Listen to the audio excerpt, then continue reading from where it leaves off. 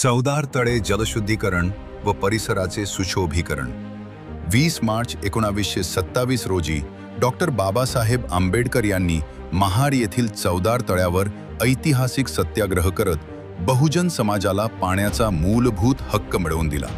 या ऐतिहासिक घटनेला आज 99 वर्ष पूर्ण होत असताना महाडच्या या क्रांतिभूमीच्या विकासाला अखेर गती मिळाली आहे। महाड येथील ऐतिहासिक चवदार तळ्याच्या जलशुद्धीकरण व परिसर सुशोभीकरणासाठी तब्बल 55 कोटी रुपयांच्या विकास प्रकल्पाचे भूमिपूजन आज पार पडले। या कार्यक्रमाला महाराष्ट्राचे मुख्यमंत्री देवेंद्र फडणवीस यांच्या हस्ते भूमिपूजन करण्यात आले।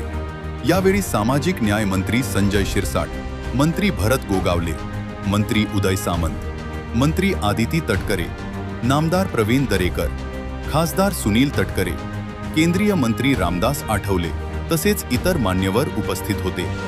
हा विकास प्रकल्प पूर्ण झाल्यानंतर चवदार तळ्याचे ऐतिहासिक महत्त्व अधिक अधोरेखित होणार असून परिसर अधिक आकर्षक आणि सुशोभित होणार असल्याचे दिसत आहे।